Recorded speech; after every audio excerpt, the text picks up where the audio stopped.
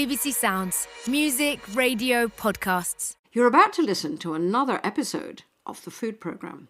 Episodes will be released weekly wherever you get your podcasts. But if you're in the UK, you can listen to the latest episodes a whole week earlier than anywhere else. First on BBC Sounds. This is Floyd Road, South East London, Charlton, home to the League One football side, Charlton Athletic FC. I've been walking down this road in some form for more than 30 years now, actually getting on for 40, and it's a walk that comes with trepidation and excitement. And one of the things that I always think of about coming to the Valley as a season ticket holder is the football, obviously, and all the anxieties that come with that, but it's also the food. It's the waft of burger onions, it's the smell of Bovril emanating from someone next door to you, it's hot dogs and chicken balti pies. All my memories of the Valley are also linked to memories of food. The question of whether that food is any good has been a constant source of debate. Matchday food, how to be nice about this, has got a reputation as being not the greatest. Overcooked burgers, cindered into a puck of burnt blackness, bad hot dogs, flabby chips, and all manner of unhealthy food that people stuff into their gobs to celebrate or commiserate before a half-time pint. I've definitely been to a couple of away days, especially in our non-league days, where Bovril was probably the best option on the menu, and that says a lot, because who wants a pint of gravy rather than a pint of beer, eh? Sweaty, cold, lukewarm sausage rolls. I won't mention the club. I'm not going to lie, it's not that I didn't enjoy it, but it was burgers or burgers, really. There's a limit to how many burgers you can eat. Cheap pies, which are literally like burn your mouth off inside. They're like microwaved to their, or deep fried, even worse. You cut into it and then literally this thing is on fire. It wasn't even food. If it ever had a heartbeat, I'd be surprised. It was dreadful. But if you've been following the world of football and food in recent years, then you will know that things are changing. And matchday food is being dragged, maybe kicking and screaming, into the future. My name's Jimi Famurewa, and I am going to, over the next couple of Saturdays, find out a little bit more about where football food comes from, who is part of this new wave, what sort of things they're serving up, and what it means for the matchday experience.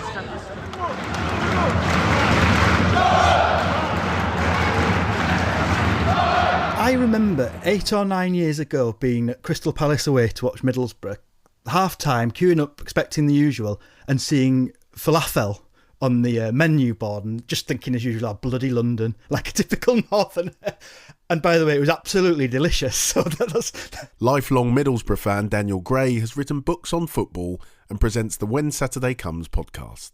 And it was at that point I realised things were changing, not everywhere. And this isn't about so much the likes of Spurs with the big food court. This is about smaller clubs and treating away fans well as well, and part of the movement of families going to football more and it being more of a day out and food being part of it. So I became aware of that, and in the last decade or so it really has mushroomed, bloomed through the game, which is an entirely positive thing. I think you're looking at vegetarian options as well, and who would have thought a while ago that you'd be eating, honey chili chicken at Hartlepool and katsu chicken at Hull, Barnsley flatbreads, halloumi fries at Port Vale.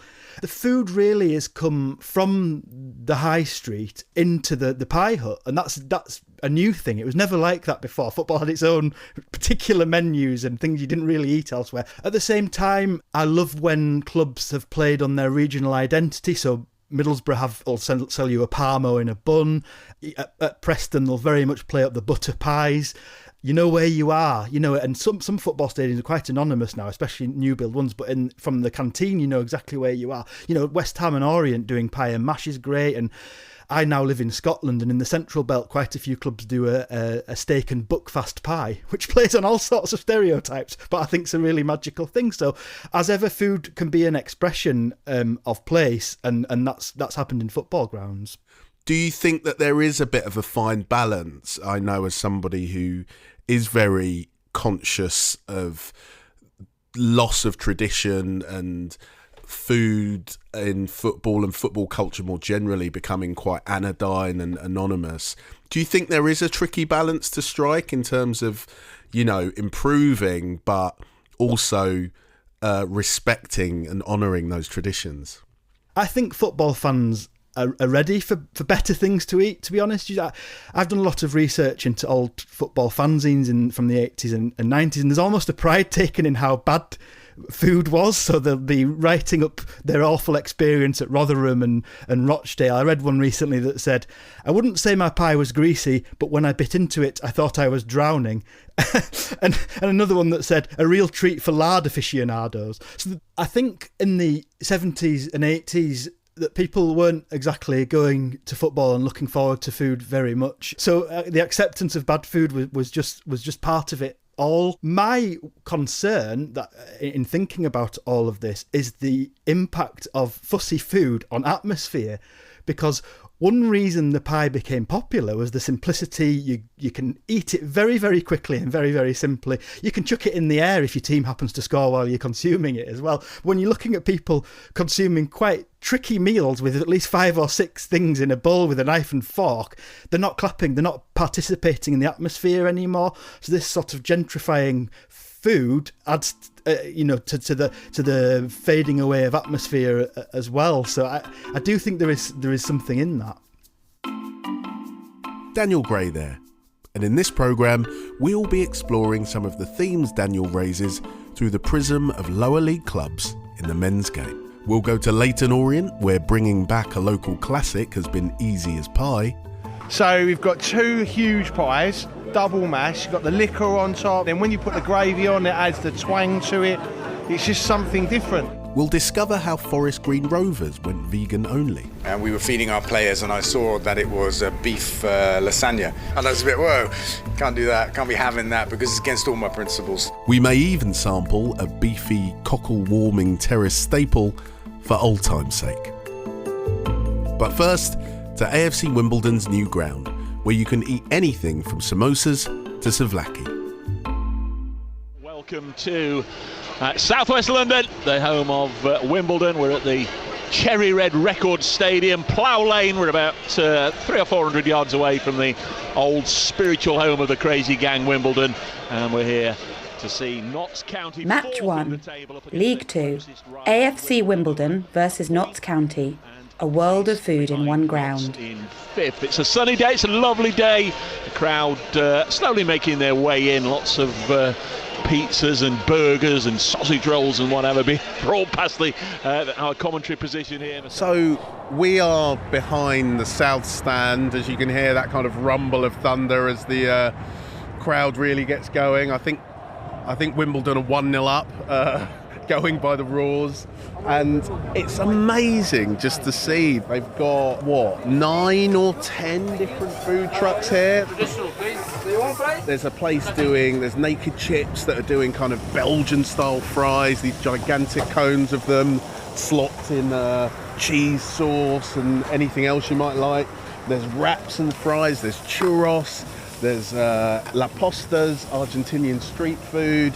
There's a wood-fired pizza oven, and there's My Pie doing award-winning pies, and then we've got souvlaki right at the end. So it's like anything you could possibly want, you can get. It's really amazing to see. It's really, really inspiring. So I'm Maddie Sweetman, I work at the club and I do a lot of the foundation activities on a match day. So you'll see me floating around and engaging that next community of fans. It is incredible the amount of food trucks that we're able to get in every week and be able to pitch them up, and you can already see the queues start before half-time, after half-time, before the match. Everyone absolutely adores the food. We make sure there's something accessible for everyone, from vegan opportunities all the way through to the best gyros on earth and the best steak on earth. So it is fantastic here. I mean, we've got some really, really good food, and even up in the stands we've got a selection of variety of food as well, which is it's just incredible to see because it brings communities together and it shows them the culture we have in this area, and that's such an important factor because we are a community club and we want to tie that in. And a lot of these places, so for example the Argentinian place just down there, we spoke to them, La Posta. Yeah, they're fantastic. They literally have a shop just around the corner on Hayden's Road, so it's brilliant to be able to tie that in, give them posters that they put up in the windows and flags, so it really does bring that community feel back in.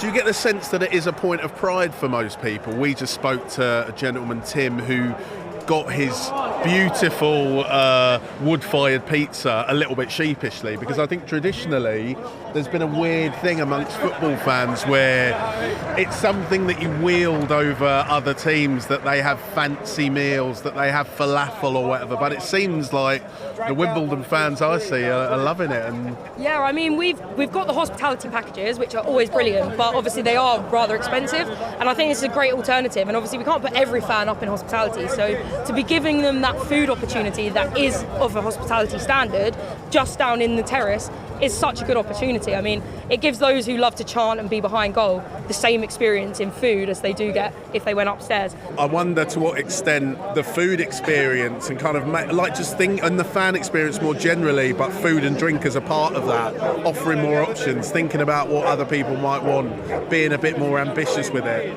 how that's a part of outreach and making it feel like an environment that more people want to come to. Definitely. I mean, we invite women down for this game today, and they get free tickets and they get a whole tour and an experience before the match to try and introduce them into what the world of football looks like, especially if they've never been to a men's game.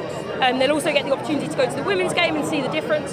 So it's really important that they have this variety of food, and when we're inviting people from different cultures, that they can recognise that their culture is deemed important in football and they can see it when they go and choose what they want to eat.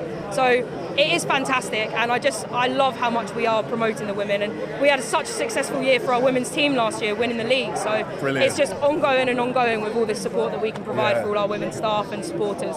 I'm laughing because I've just seen someone go past with 4 gyros, like holding them like pint glasses, which seems to really encapsulate the mood here. That must be a regular sight, right? Oh yeah, it's either they're carrying the beers and balancing them, or they're grabbing all the food and trying to carry all of that. So it is hilarious, and the amount of our fans and young people especially who end up encouraging their parents to then go and spend more money on the food, it's brilliant. Getting that gyros queue. Yeah, got to get some in there before it all goes, but have a lovely rest of your experience. Hopefully we get the win for you guys. Thanks so much for talking to us, Maddie.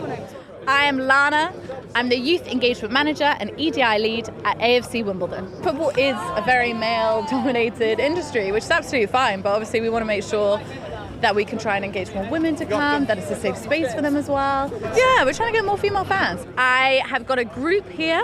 They're a group of participants and also mums who are here for International Women's Day. We've taken them for a tour. They've met various people at the stadium, and they're currently enjoying some of our lovely food. What do you go for? Oh, you've gone Greek, haven't you? Yeah, the Greek. Hello, I'm Natalie. I'm having this sort of Greek wrap thing, and it's, oh my goodness, so good. Absolutely delicious. There's so much choice. I was a bit overwhelmed. It took me a moment to choose what to go for, so really happy. Oh my God, this is amazing. Fresh crusty bread. Oh, lovely beef. And where are we? La Posta, Argentinian.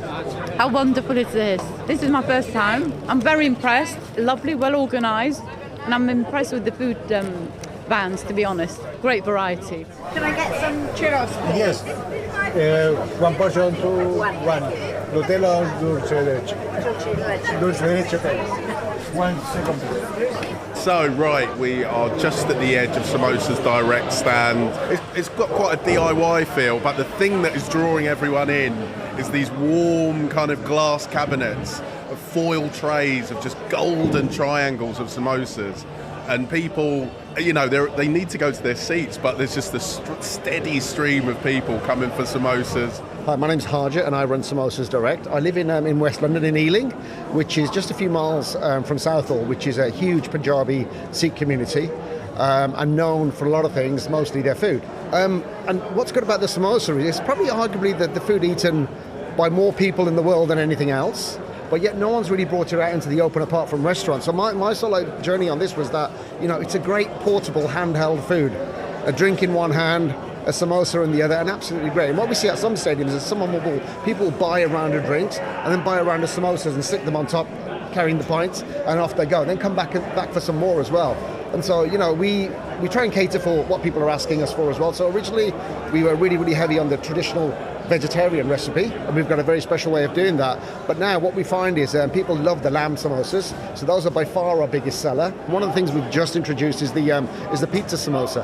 Everybody loves the melted cheese, right? So we've taken that concept, put it into a samosa, but added jalapenos, onions and peppers as well. And the demand has been absolutely brilliant, so we're introducing that into all of our venues in the coming weeks. That's brilliant. And do you think this is a sign of football hopefully getting increasingly multicultural in its food offering and offering different things? The traditional fan base is changing and evolving, not just from different communities in the UK, but internationally as well. So we really do need to reflect that and move with the times, I think.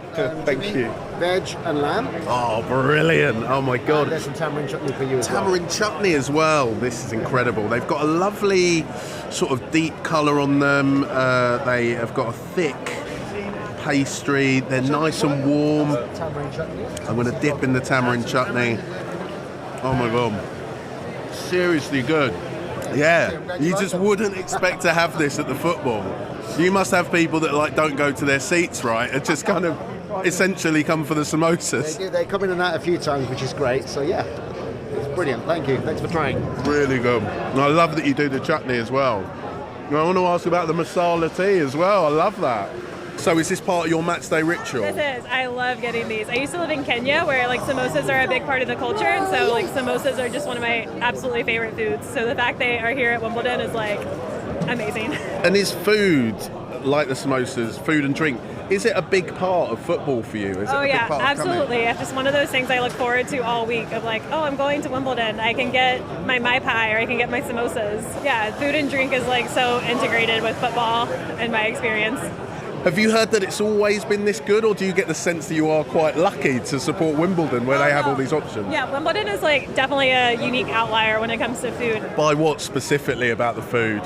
I think the variety, you know, the fact I can get a gyro or a Mai Pai or samosas or gourmet pizza in a brick-fired oven, like, yeah, you can't get that anywhere else. So, yeah, the food scene here is just, incredible. Amazing. Thank you so much. Yeah, thank you. Good luck and enjoy your samosas. Thank you so much. So my name is Erin Petani. I opened this one about prior COVID. So we're running approximately 5 years now. We are second year running on Wimbledon FC, 4 years in Dulwich Hamlet. So I come from Greece. I grew up in an island called Skiathos. So there is where I learned the food and everything. I came here working street food. And slowly we're getting there. Yeah, well, look, you're in 3 grounds. We saw for ourselves how popular you are. Slovakian football, it doesn't seem like something that a lot of people will have seen. Yes. Why do you think it works so well? Is it something that is maybe a bit more traditional? It's because it has everything. Where compared with other people, it's like they find everywhere. Burgers, they can find anywhere they want. Pizza, chips. Where Souvlaki, not many people know how to do this. You know, we do everything homemade. We do sauces and everything. We do our own thing, so it kind of works. And for people, this is what they want. So. I've just seen that you've sold out, and you've got some disappointed people kind of pleading at the hats. Just as I said, it's hard to judge sometimes. We always come with what we want, but sometimes it's more busy, sometimes it's less busy, but we always try to have a balance. We don't like to throw food away. So this seems so different to what's traditionally been offered to fans. What we heard on social media, on Foodscan and other places, everybody was like writing about like, wow, we haven't seen this before. Like we've been in Greece and now we have it here. So if you come in Dulwich, we've been there, like as I said, 3 years now. It's the 4th year we're running. People sometimes come only for the food. They will tell you for you that, and I'm not like joking. They come, they say, we came only for the food, You come on Sundays, women's games. We do also women's there. You hear the crowd cheering for us sometimes, so it's kind of amazing for us. Oh wow, the crowd have started singing a song about you as the food traders. It's unbelievable. I'm not like, it's something like very proud, you know. You don't see it very often, you know what I mean? What do they say? Do they say come and go Slovakia? They sing like come and go, we come and Dalit, just to eat souvlaki, something like that. But I can't remember. You always try to put on, but you need to come there and you will see. So that's brilliant that you've got your own chant. I love that. Thank you very much, guys. So much, we need to crack on, so thank you. I'll let you go. Erint Petsani from Come and Go Souvlaki. Erint mentioned the rise of the enormously popular social media account Footiescran. It's where people post pictures of their matchday meals. Crucially, it allows fans to compare what they are eating at games, not just in the UK but around the world, whether good or bad. It has more than 500,000 followers on X and has helped to highlight a world of varied culinary options. Just scrolling through now, I can see pictures of a kebab pie at Wraith Rovers in Scotland, what's called pig skin in salsa with lime at a Pumas game in Mexico, and an octopus sandwich at the Italian side SSC Bari. Some say Footiescran has been a driving force in getting clubs to up their gastronomic game. It's a point I'd put to Daniel Gray. I love that idea of there being an arms race among clubs to kind of improve their food options and really kind of like go wild in terms of what they're offering. Do you think it's social media that's driving that and accounts like Footiescran? A brilliant account, Footiescran. I think there's definitely an element of that to it. That's become, there has been a race to be on that. I feel very sure of that. And you do see certain clubs and you think, you've made that up. And, as a match-going fan, you hardly talk about the match during the match, sometimes not afterwards. You talk about the pie you had, though, for years and years. And so now you'll just be talking about the souvlaki you had for years and years. And so if it is part of a social media thing, then so be it, 'cause it is driving things in a really interesting direction. And it's a really interesting point to mention food across Europe, really, food at football across Europe. I was at a couple of games in Spain recently and had that. I've been before to Spain, but I'd forgotten sunflower seeds. Everyone munching on sunflower seeds, and then your feet crunch over them. And then at half time, all this crinkling, and you look around and they're all unwrapping these elaborate bocadillos they've brought from home, and it's as you go, yeah, why would they have Bovril here? I mean Andalusia, you know. and so that it's been brilliant to be able to see that online, and then to experience it as well is another thing. It's brilliant. You know, for those that don't go to matches or don't like football, I don't think they quite know that so much isn't about 3 o'clock and offsides and goals, and food's one of those others, and massively important one. For Jack Peat, author of a book all about local cuisine outside the stadium, called The Great Pie Revolt, the football food revolution is a response to years of fans wolfing down the same options, no matter where they were in the country or the world.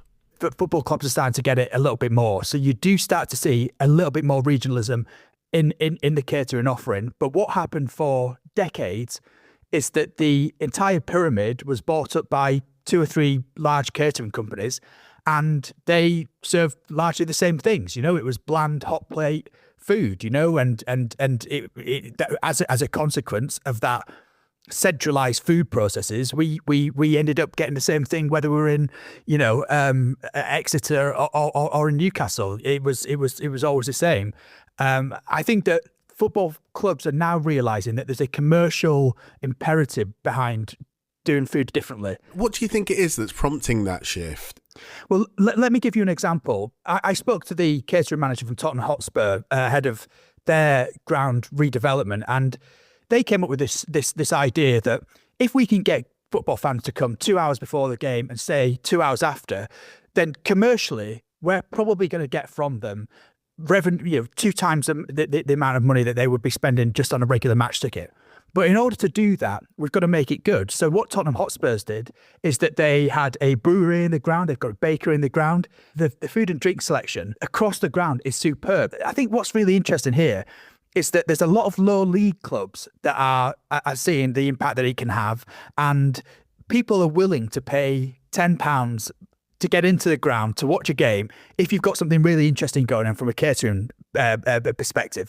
And I asked Footiescran actually once, who are your sort of top 5 teams for the best football in the country, and 3 or 4 of them were actually non-league teams. You've got like Afro FC, who do these incredible breakfasts and big burgers, and Folkestone Invicta, they do incredible things too. Merthyr Town are doing some brilliant bits. Actually, the drive is coming a lot from the non-league, who are seeing that people will travel far and wide if you make a bit more of an effort and put something on that's fun, and definitely make it regional and sort of celebrate who you are and where you are. And that idea of the importance of regionality brings us to our second featured game of the programme. It's a London derby, where I must declare I have a vested interest. And Leyton Orient in their red shirts with white stripes, red shorts and red socks against a Charlton team in yellow shirts, black shorts and yellow socks. This League One London derby with plenty at stake. Match 2, League One, Leyton Orient versus Charlton Athletic. The return of pie and mash. My name's Tom. We've got 2 huge pies, double mash. You've got the liquor on top, the smell of the different smell of the liquor, and then when you put the gravy on, it adds the twang to it. It's just something different. It's a bit of a tradition. How would you describe liquor? I don't even know how to describe liquor. It's kind of like a little bit creamy, but a little bit bland, and a little bit. It's kind of boring until you add the vinegar to it, and it really spices it up. So my name's Mark Devlin, I'm the Chief Executive here at Leyton Orient. My name's Jordan James and I'm one of the directors of British Event Catering, and we hold the catering concession at Leyton Orient. So pies are a staple diet at football grounds. So you've got steak and kidney pie, a chicken balti pie, chicken and mushroom pie, a Tuscan bean pie, so that'll tell you where our new audience is. That's a vegan option, that one, the Tuscan bean, yeah. Cheese and onion and potato pie. And then below that, a large pork sausage roll just to finish off that menu. So you can see there's pies, burgers, things like that are fairly staple. It's can you produce them better? Can you come up with creative offerings, which these guys have been, our partners have been really good at. So they're not short of a pie here. Pie, mash and gravy, please. You can't have gravy. That's a disgrace. You've got to have liquor. Look at that. It's like it's the whole part of the ritual. It's like you come early, get a pint, go watch the football. Good day. I'm looking at 2 pies, 2 scoops of mash, gravy. Always pie upside down. Well, to other people it's upside down, but that's how you should eat it. So the top is on the bottom, and then you just eat from the bottom. So it's great. They are the best pies in the East End of London, without a doubt. Definitely, yeah. Steak and kidney. It's got to be done. Yeah, definitely. Keeps you warm. They go hand in hand, don't they? It's like, how can you have football without a pie? It's like, it makes the day. You've had a couple of beers beforehand, you need something to, soak it up. What better than a Baltic? Pie, a curry pie. Curry pie. You can do a naan with that. A lot of people actually have it with mash and liquor as well, I'm not going to lie. That's just wrong. So reflective of the East End of London, and it's important to us as part of our club culture and our DNA. Everyone talks about pie and mash in the East End of London. So we've got single pie and double mash available with a little bit of liquor, I believe. Liquor traditionally came from the Jellied Eels, the eel side of East London, but now it's basically a parsley sauce. The people from the East End will know it. It's quite distinctive in its colour. So people from up north tend to think like, what's that? But once they try it, they're won over straight away. I'm Sammy and I'm one of the servers here at Leyton Orient. We do have quite a lot of American people here as well, and when we say to them liquor, they assume that we're talking about alcohol and we're not. And then when you say to them, oh, it's just the parsley sauce, they're like, what do you mean it's just the parsley sauce? And we're like, oh yeah, it is just the parsley sauce. Once you put vinegar on your liquor, that's what makes it better, and it's just like a mouthful of flavour, and especially on a cold, dreary day as well. It is, it's heartwarming. It's, fills you up, gets you going for the day, and yeah, it's definitely worth it. Fans now, if you want them to come earlier, then you've got to give them a reason to do so, a reason not to go to a local pub or a restaurant. And so the food offering and the drink offering, they're all an incredibly important part of keeping our supporter base happy, our families happy, because we're attracting more families and women. So it's important for us that we have a quality product that gets people in earlier and hopefully stay a bit later. Our revenue from secondary spend has increased something like 25% over the last couple of years. And that isn't just down to price increases as the cost of food gets more and more expensive. That has been more people. The big element for us is how many transactions take place, and we're trying to be smart about how we can serve more people during the 45 minutes before the game starts, and that crucial sort of 20 minutes in and around half time. So we're serving more people, and the revenue has grown very, very quickly.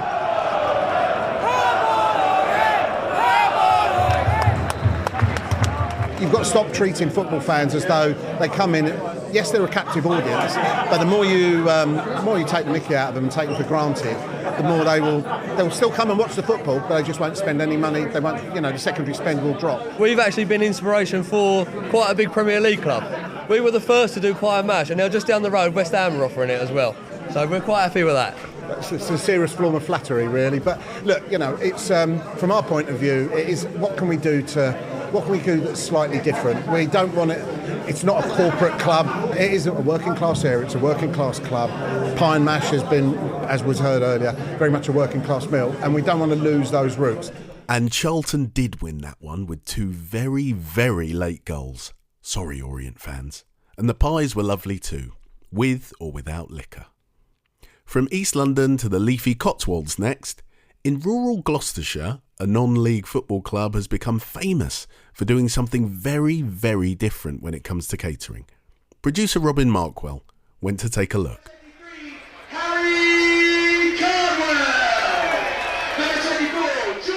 Match 3, National League, Forest Green Rovers versus Southend United, Plant Power. Walking around Forest Green's ground, you pick up a really strong environmental flavour.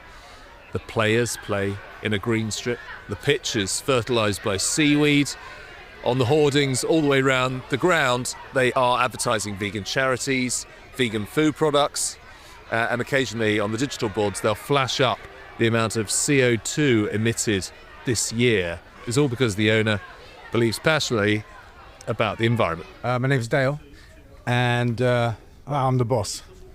Take us back to, when did the vegan stuff start here at the club? Well, it began in 2010, and it began on day 1 of the rescue mission when I was in the suite at the end, and we were feeding our players, and I saw that it was beef lasagna, and I was a bit, whoa, can't do that, can't be having that, because it's against all my principles. Everything I understand to be right and important, in the world is about not eating animals for so many different reasons. Anyway, I had a quick word with the manager and the chef, and on that day we stopped red meat, and then we went on this short journey, a couple of seasons, all the way to plant-based. When you're talking about the players, you're talking about the fans, you're talking about everything, aren't you, here? Yeah, I mean basically, if we prepare food and offer food to people, then it's made according to those principles. So we don't tell other people what to do. Our players, here's a myth busted for you, our players don't sign contracts and say they'll become vegan. It's just that the food we feed them, and we feed them, I don't know, maybe 6 times a week or something like that, that's all plant-based.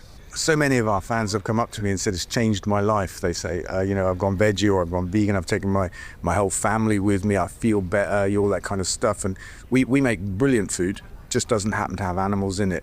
But it's not hard to be better than your average football club. But we have pies, we have chips, we have burgers, we have all the kind of things you want, sausage rolls, pasties, we've got it all, but it just doesn't have animals in it. And what are the fans saying? I mean, the players work for you, so perhaps, they've got a financial vested interest in this. But the fans, especially away fans who come from all over the country who aren't used to this, what do they say? Well, I think away fans are brilliant. I mean, every now and then somebody will come wearing, from Grimsby, they'll come wearing a fish suit or something like that.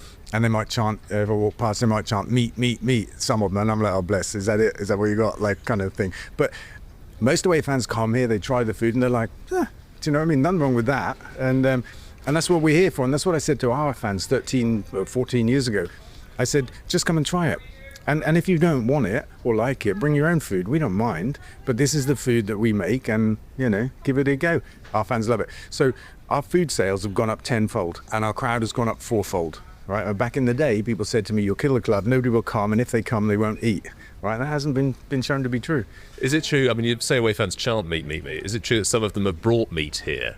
I'm sure they do, but we don't mind. It's fine. They know, because they can eat what they want, but we won't be forced to provide what we don't believe in. And because it is choice, and choice is a two-way street. No meat, no beer, and no beer at half-time. What is going on? And just as the owner Dale Vince had predicted, in the away end, a small group of fans were voicing their displeasure. We eat what we want! We eat what we want. What do you make of all the vegan burgers and things? Awful. If that's what they like, then good for them. But look, you got some choice. Yes, don't force it on you if you don't want to eat vegan. But not everyone felt that way. One vegan Southend fan took me to one side to say how upsetting he found the chanting. And others were trying something new for the very first time. What you got there? What are you eating? A vegan pasty, spicy vegan pasty. And it's quite nice. I'd have it again. I think it's lentils in there, but they're quite spicy. And it's just like curry flavour, but yeah, it's nice. There you go, guys. Spoons and things there for you. There you go. Thank you. Mac and cheese for you. Brilliant. Inside the ground, they offered a range of vegan burgers and pies. In a van just outside, there was a more sophisticated menu. Serving up was trainee chef Freya Day. So we do Big Dunk Burger, that's quite popular. That's made out of shiitake mushrooms, pea protein and beetroot. That's really nice. They do bacon mac and cheese, so fake bacon, it's just like nice crispy bacon. And then we do a butterbean tikka masala. All out of this gloriously shiny, vintage, sort of, it's like an American roadster van, isn't it? Yeah, no, it's really cool. Silver bullet. Is that what you call it? So come on, what's the reaction from people when you're serving this stuff up and it's not got meat in it? Well, a lot of people obviously, that's not meat, that's not proper, but when they try it, they will love it. So, it's just trying to sort of encourage people to at least try it first. And then, you never know what you like. Whether it's meat or not, it still tastes good. Right, that was a lovely sound effect. Can we have another one? Can we have a poppadom crunch from you? You've got a homemade butterbean and spinach masala with poppadoms. It's tasty. It's nice, actually. It's tasty. Would you rather have a cheeseburger than that? Yes. Absolutely. Finally, it may not be part of the movement to modernise food and football, but no programme on matchday catering would be complete without an honourable mention for a famously divisive drink that anchors the beautiful game in its past. It's dark, it's rich, it's hot, and you only ever really see it being drunk at the football. Just ask Leyton Orient fans Maria and Mark. You can't beat a Bovril at the football. Bovril and football go hand in hand, don't they? Like pies. I've even got my nephew at it, and they didn't know what he was asking for when he went to Tottenham. It's just one of those things. Since I was a child, you went to the football, you were on the stage terraces with a Bovril. It's that winter warmer, isn't it? Certainly in the winter months, whatnot, watching the football on the terraces, cold, drinking a Bovril warms the old cockles. That's the thing, it's only ever on at a match. You just can't go wrong with it. I think it's like Marmite, you either love it or hate it. Yeah, I hate it. And I love it. But leave it off your menu at your peril, according to Orient Chief Executive Mark Devlin and Jordan James from British Event Catering. Bovril has just been at Grounds. If you don't serve Bovril... Pie and a Bovril, that's what everyone wants. What's great is we're getting a lot of foreign fans coming over, particularly from the States. They have no concept of Bovril, and they all love it after they've been treated to a nice boiling hot cup of Bovril. They're stuck for life for it. If you don't have it, you will get complaints. If we don't have it, then they will let us know about it. Yeah. One thing you can't run out of is Bovril. The origins of Bovril were the subject of a food programme back in 2013, which you can still find on BBC Sounds. The hot beef drink became popular during the temperance movement, leading to songs like this one. Because she knew 'twould make her spin, she wouldn't call for porter stout or anything they got. She'd only call for Bovril, hot, hot, hot, hot, hot. And it was also taken up by football fans, as writer Daniel Gray explains. Well, its origins are in Scotland, not far away at all from where I sit now in Edinburgh.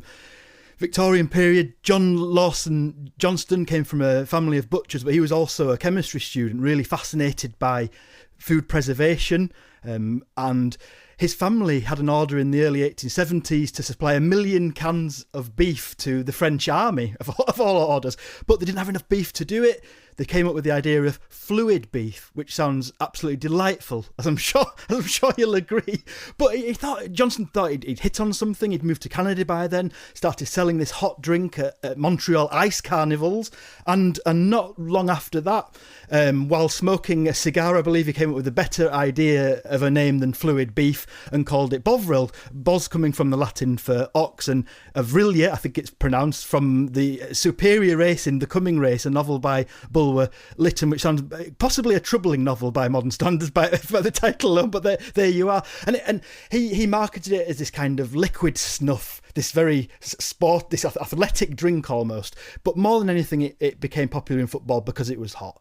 And, it's a winter sport. We're going to matches. And so the first record of it being sold at football that I've seen was 1892 at Rangers. 1892 at Rangers. The Bovril's probably still cooling down now from that day, I think.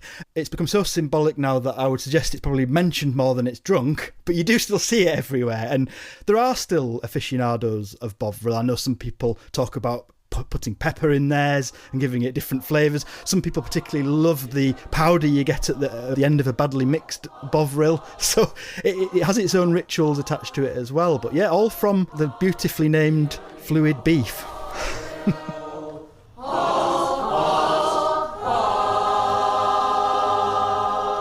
So the sun is still shining in South London, AFC Wimbledon. The home side held on. They've got a big 2-0 win against Notts County, and there's just time to reflect on what's been such an eye-opening afternoon and experience, just finding out about the ways in which food is part of a really seismic shift.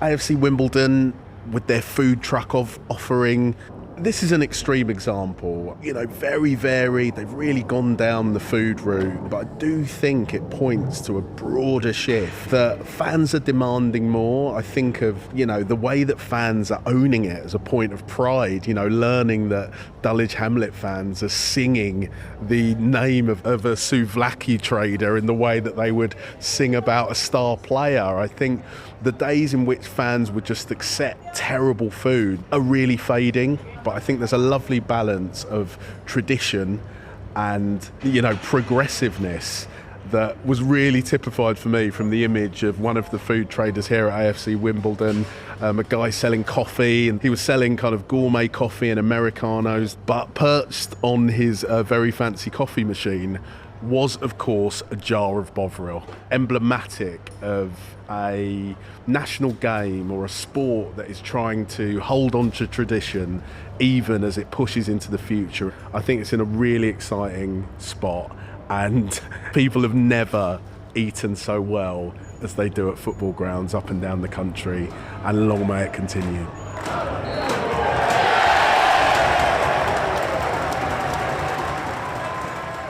If you want to be notified as soon as a new episode drops, subscribe to the food programme on BBC Sounds and make sure you have push notifications turned on. We'll let you know as soon as new episodes are available.